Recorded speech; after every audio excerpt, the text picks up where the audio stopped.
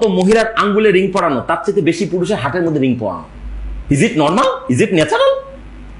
এটা কোনো সিস্টেম না রে ভাই, যে আমার কাছে টাকা আছে আমি বুক চিরব সেখানে ঢুকাবো। এই হাটটাকে 70 বছর বাঁচার ক্ষমতা দিছিল, কিন্তু আমরা এটাকে নষ্ট করে ফেলছি। অনেকে আমরা সাহেব সেজে চামচ দিয়ে খাই। ভুল ভুল ভুল।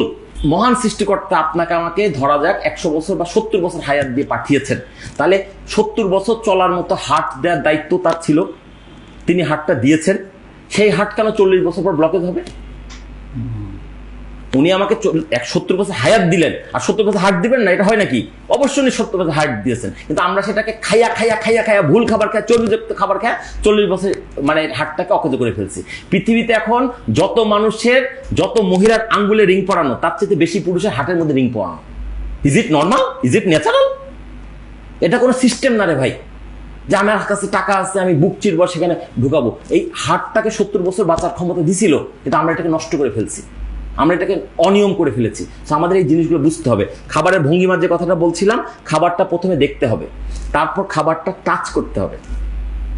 অনেকে আমরা সাহেব সেজে চামচ দিয়ে খাই। ভুল ভুল ভুল ভুল। আমি জোর দিয়ে বলতে চাই, খাবার হাত দিয়ে টাচ করবেন, কারণ যখনই আপনি খাবারে ভাতের দানা বা রুটি বা সবজি বা ফল আপনি হাত দিয়ে টাচ করবেন, এই হাতের নার্ভের মাধ্যমে ফিলিংসটা ব্রেনে চলে যাচ্ছে।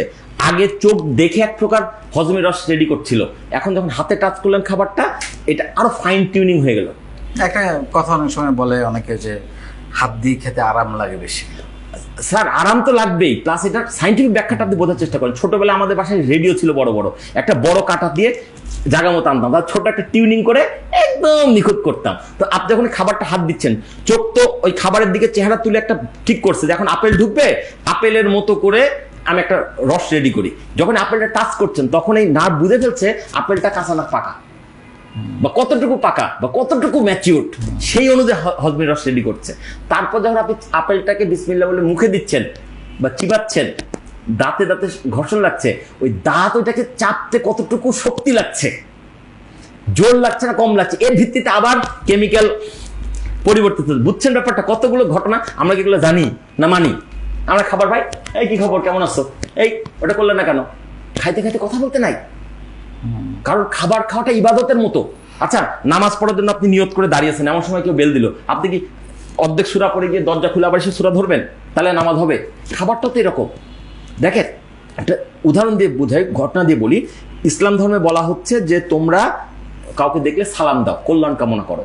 এমনকি তুমি যদি একটা খালি ঘরেও ঢুকো, সেখানেও তুমি সালাম উচ্চারণ করো, হয়তো সেখানে কোনো ভালো জিন বা ফেরেশতা থাকতে পারে। সেই ইসলাম ধর্মে বলছে তুমি যখন খাদ্য গ্রহণ করবা তখন সালাম দেওয়ার দরকার নাই।